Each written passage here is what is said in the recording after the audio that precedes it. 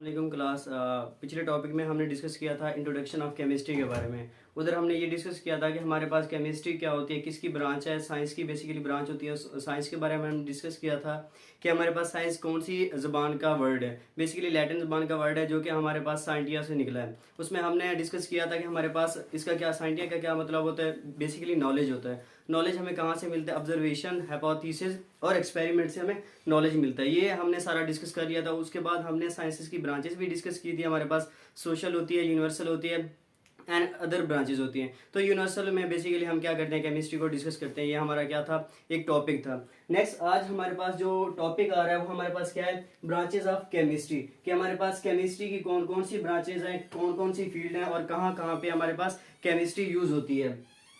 तो first of all हम देखते हैं हमारे पास जो फर्स्ट ब्रांच है वो हमारे पास है फिजिकल केमिस्ट्री।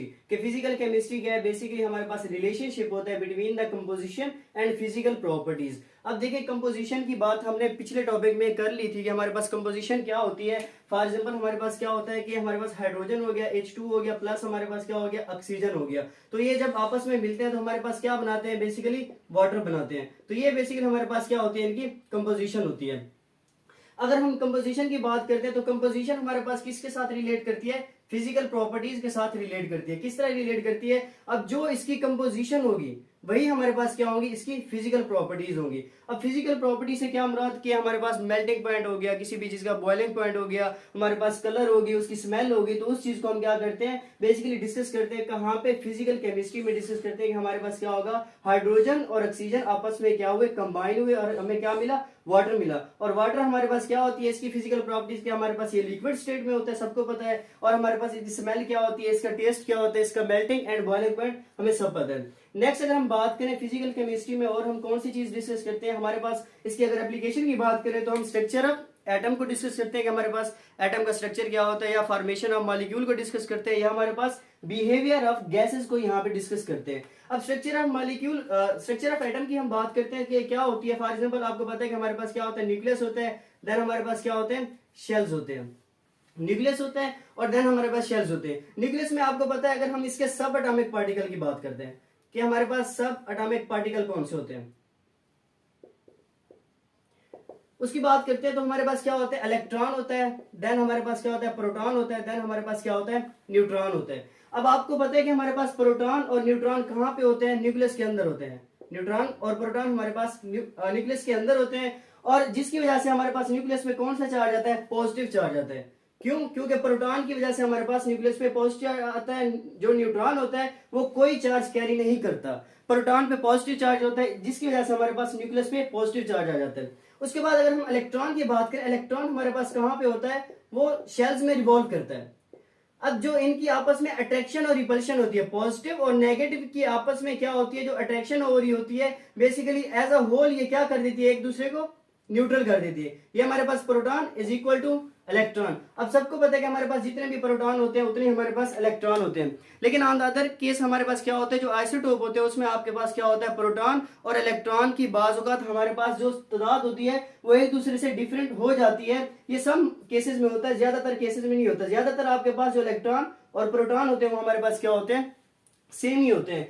दैट्स वाई हमारे पास जो होल एटम होता है बेसिकली वो हमारे पास क्या हो जाता है, न्यूट्रल हो जाता है। नेक्स्ट अगर हम बात करते हैं, हमारे पास क्या होता है, ऑर्गेनिक केमिस्ट्री। नेक्स्ट ब्रांच है हमारे पास ऑर्गेनिक केमिस्ट्री। ऑर्गेनिक केमिस्ट्री में हम क्या चीज डिस्कस करते हैं, हाइड्रोकार्बन्स एंड आपके पास organic compound and their derivatives. कि आपके पास ऑर्गेनिक कंपाउंड हो गए, हाइड्रोकार्बन्स हो गए और उसके डेरिवेटिव्स को आप ऑर्गेनिक केमिस्ट्री में बेसिकली क्या करते हो, डिस्कस करते हो।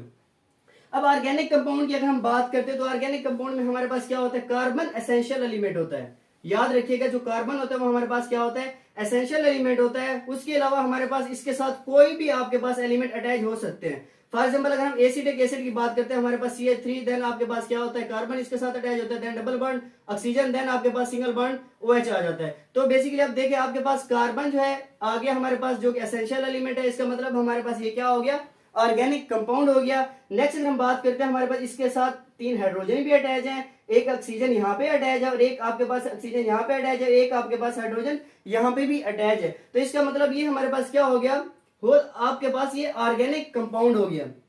नेक्स्ट अगर हम बात करते हैं हाइड्रोकार्बन की। अब हाइड्रोकार्बन मतलब कि आपके पास हाइड्रोजन और कार्बन, सिर्फ इसमें क्या होगा कि आपके पास हाइड्रोजन और कार्बन ही एलिमेंट्स होंगे। अगर इसके अलावा आपके पास कोई भी एलिमेंट अटैच हो जाता है तो आपके पास हाइड्रोकार्बन नहीं होगा। फॉर एग्जाम्पल हमारे पास क्या होता है, मीथेन कह रहे हो, आपके पास CH4 होता है, जो कि आपके पास गैस यूज करते हो, आप घरों में भी यूज करते हो मीथेन गैस को। देन आपके पास क्या होते हैं,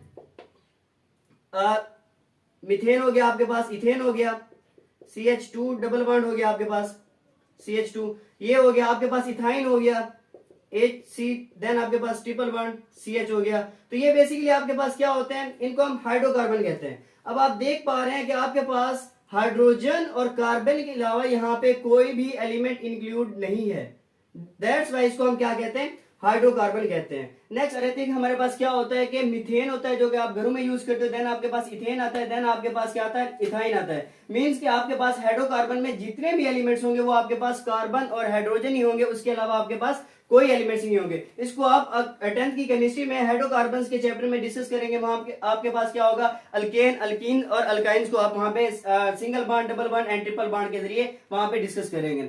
देन अगर इसकी एप्लीकेशन की बात करें, ऑर्गेनिक केमिस्ट्री की एप्लीकेशन की बात करते हैं, तो हमारे पास क्या होता है, पेट्रोकेमिकल होता है, पेट्रोलियम, या आपके पास फार्मास्यूटिकल इंडस्ट्रीज वगैरह में जो ऑर्गेनिक केमिस्ट्री आप देखते होंगे मेडिसिन पे जो फार्मूलाज वगैरह लिखे हुए होते हैं, वो बेसिकली हमारे पास क्या होता है, फार्मास्यूटिकल में भी आपके पास ऑर्गेनिक केमिस्ट्री यूज होती है।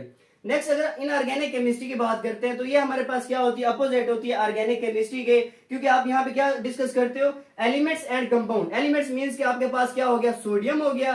देन कंपाउंड की बात करते हैं तो आपके पास सोडियम का कंपाउंड क्या बन जाएगा, साथ में क्लोरीन आ जाएगा, तो हमारे पास ये कंपाउंड क्या बन गया, सोडियम क्लोराइड बन गया। मींस कि आपके पास क्या आ जाएगा कि आप एलिमेंट्स और कंपाउंड को डिस्कस करते हो except carbon and organic compound. क्या organic compound means organic compound कौन से होते हैं, जिनमें आपके पास कार्बन आता है, ठीक है ना, वो आपके पास ऑर्गेनिक कंपाउंड हो गए, या जिनमें आपके पास कार्बन एंड हाइड्रोजन आ जाते हैं, देन आपके पास कार्बन हो गया।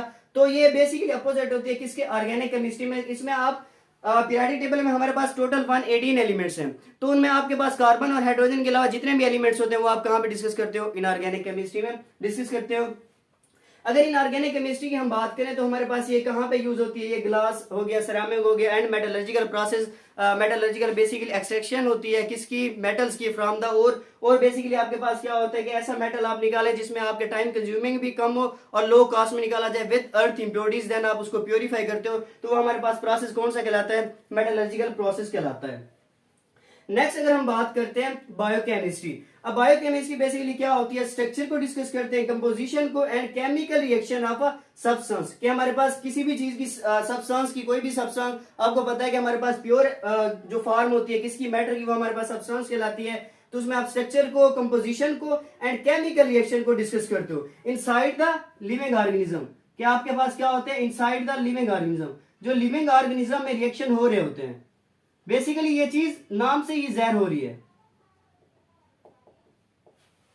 ये चीज बेसिकली आप देख सकते हैं हमारे पास नाम से ही जाहिर हो रही है कि बायो आपके पास लाइफ होती है, केमिस्ट्री मींस के कोई भी केमिकल रिएक्शन, मींस के कोई भी केमिकल रिएक्शन जो कि लिविंग ऑर्गेनिज्म में परफॉर्म हो रहे होते हैं, आप उसको कहां पे डिस्कस करते हो, बायोकेमिस्ट्री में डिस्कस करते हो। इसकी एक एग्जांपल ले लेते हैं, जैसे कि आपके पास कार्बोहाइड्रेट होते हैं C6H12 O6 होते हैं। अब ये आपके पास कार्बोहाइड्रेट होते हैं। अगर हम इसके स्ट्रक्चर की बात करते हैं तो स्ट्रक्चर हमने डिस्कस किया कि बायोकेमिस्ट्री में स्ट्रक्चर को डिस्कस करते हैं, तो स्ट्रक्चर की बात करते हैं तो हमारे पास कार्बन भी होता है, हाइड्रोजन भी होता है, देन आपके पास ऑक्सीजन भी होता है। अगर इसकी कंपोजिशन की बात करते हैं तो हमारे पास कार्बन, हाइड्रोजन और ऑक्सीजन से मिलकर हमारे पास क्या बनता है, कार्बोहाइड्रेट बनते हैं, जिनको आप ग्लूकोज भी कहते हो, शुगर का फार्मूला भी कह देते हो। And chemical reaction of a substance, और केमिकल रिएक्शन जो परफॉर्म होते हैं, मींस कि आप जब कोई भी लिविंग ऑर्गेनिज्म कार्बोहाइड्रेट, कोई भी बॉडी कार्बोहाइड्रेट को लेती है तो उसकी मेटाबॉलिज्म होती है, एनाबॉलिज्म होती है, कैटाबॉलिज्म होती है। देन जब ये ब्रेक डाउन होता है तो हमारे पास क्या जनरेट करता है, एटीपी जनरेट करता है in the form of energy, और जो वेस्ट होता है वो बेसिकली क्या हो जाता है, एक्सक्रीट हो जाता है।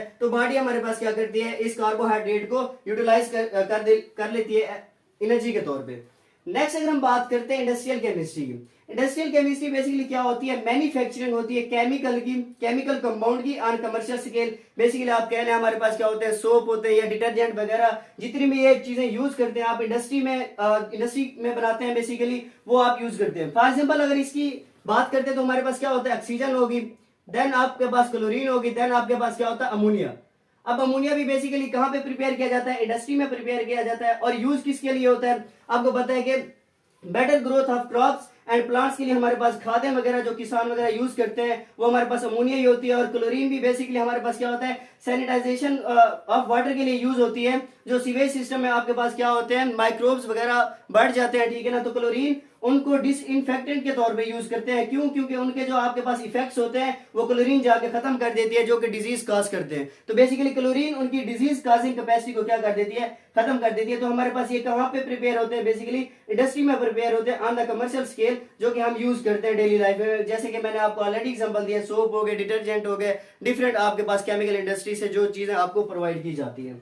नेक्स्ट अगर हम बात करते हैं न्यूक्लियर केमिस्ट्री की, न्यूक्लियर केमिस्ट्री, न्यूक्लियर बेसिकली हमारे पास क्या होता है न्यूक्लियस होता है, एंड आपके पास क्या होता है इसका मतलब radio activity, nuclear process and properties. अब रेडियो एक्टिविटी एक वर्ड हमारे पास रेडियो एक्टिविटी आ रहा है। रेडियो एक्टिविटी मींस कि आपके पास ऐसे एलिमेंट जो कि हमारे पास नेचर में अनस्टेबल होते हैं, नेचर में अनस्टेबल एलिमेंट्स को हम क्या कहते हैं, रेडियो एक्टिव एलिमेंट्स कहते हैं। अब फॉर एग्जांपल आपके पास क्या हो गया यूरेनियम।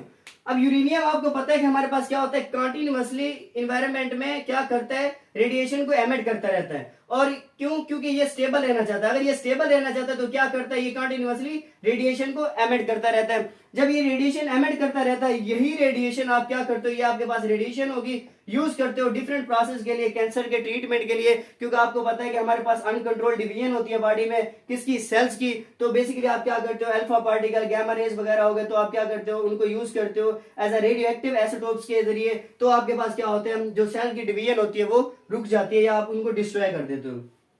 तो ये आपके पास रेडियो एक्टिविटी प्रोसेस होता है। नेक्स्ट अगर आप बात करते हैं तो हमारे पास ये जनरेशन ऑफ इलेक्ट्रिसिटी वगैरह में भी ज्यादातर यूज किए जाते हैं। एंड देन आपके पास जो सेवंथ है वो आपके पास है इन्वायरमेंटल केमिस्ट्री। अगर इन्वायरमेंटल केमिस्ट्री की बात करते हैं तो हमारे पास कंपोनेंट्स, अब कंपोनेंट्स हमारे पास कौन से होते हैं, बायोटिक एंड आपके पास ए बायोटिक। अगर बायोटिक की बात करते हैं तो हमारे पास क्या होता है, लिविंग ऑर्गेनिज्म, और ए बायोटिक आपके पास कौन से होते हैं, नॉन लिविंग ऑर्गेनिज्म। अब बायोटिक हमारे पास कौन से होते हैं, लिविंग ऑर्गेनिज्म, जैसे कि ह्यूमन बॉडी वगैरह होगी, और ए बायोटिक आपके पास टेम्परेचर, प्रेशर, एयर वगैरह हो गया। तो आप सबको पता है कि हमारे पास जो बायोटिक होते हैं, जो लिविंग ऑर्गेनिज्म होते हैं, वो किस पे डिपेंडेंट होते हैं, ए बायोटिक पे वो हमारे पास क्या होते हैं, डिपेंडेंट होते हैं। मींस कि आपके पास प्रेशर हो गया, आपके पास एयर हो गया, आपके पास टेम्परेचर हो गया। तो बायोटिक जो लिविंग ऑर्गेनिज्म होते हैं वो आपके पास नॉन लिविंग पे हमेशा ही क्या रहते हैं, डिपेंडेंट रहते हैं। तो ये हमारे पास इन्वायरमेंटल के कंपोनेंट्स हो गए। And effects of human on environment. अब आपको पता है कि ह्यूमन किस तरह इफेक्ट कर रहा है, इंडस्ट्रीज लग रही है, सबको पता है कि हमारे पास इंडस्ट्रीज लग रही है, और जो उनका कंटेमिनेटेड वाटर है, जो वाटर है हमारे पास, वो क्या कर दिया जाता है, रिलीज कर दिया जाता है कहाँ पे, समुद्रों में, दरियाओं में, जहाँ पे इक्वेटिक लाइफ, वहां पे क्या हो रही है, इफेक्ट हो रही है, बहुत ज्यादा इफेक्ट हो रही है। और जो समुद्र वाला पानी लोग पीते हैं वो भी आपके पास क्या करते हैं, डिफरेंट डिजीजेस काज करती है। उसके बाद अगर आप देखें आपके पास एयर यहाँ पे क्या की जाती है, जहरीली एयर जो आपके पास क्या होती है, खारिज की जाती है, कहां से, फैक्ट्रीज वगैरह या इंडस्ट्रीज वगैरह से। तो बेसिकली वो क्या करती है, डिफरेंट डिजीजेस काज करती है। और आपको पता है कि हमारे पास जो ओजोन लेयर है उसमें आपके पास जो क्लोरोफ्लोरोकार्बन्स वगैरह जाते हैं यहाँ से, इंडस्ट्री से, वो क्या कर रहे हैं, इस ओजोन लेयर को डिप्लीट कर रहे हैं, इस ओजोन लेयर को हमारे पास क्या कर रहे हैं, थिन कर रहे हैं, जिसकी वजह से आपके पास जो अल्ट्रावायलेट रेज आ रही है कहां से, फ्रॉम द सन, तो आपके पास क्या करती है, काज बनते हैं स्किन कैंसर का, और आपके जो अर्थ का टेम्परेचर है वो भी डे बाय डे क्या हो रहा है, इंक्रीज हो रहा है। लास्ट हमारे पास ब्रांच आ रही है एनालिटिकल केमिस्ट्री। तो एनालिटिकल केमिस्ट्री बेसिकली हम क्यों डिस्कस करते हैं, सेपरेशन करते हैं डिफरेंट कंपोनेंट्स की।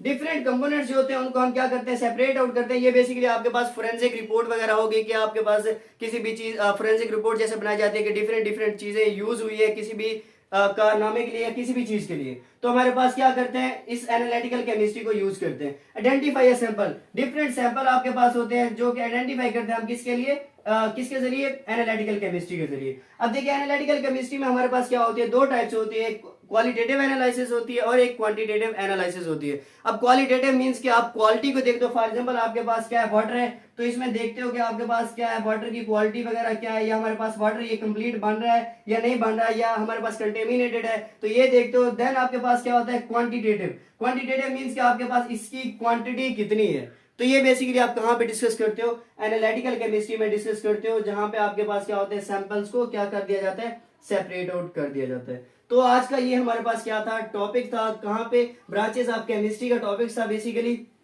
तो हमने स्टार्ट किया physical, organic, inorganic, biochemistry, industrial chemistry, nuclear and आपके पास इन्वायरमेंटल केमिस्ट्री होगी, देन आपके पास लास्ट में एनालिटिकल केमिस्ट्री होगी। तो इस टॉपिक में आपके पास कोई भी क्वेश्चन होता है, कोई भी क्वेश्चन हो, कोई भी चीज आपको यहाँ पे समझ ना आई हो, तो आप कमेंट सेक्शन में पूछ सकते हैं। Thank you.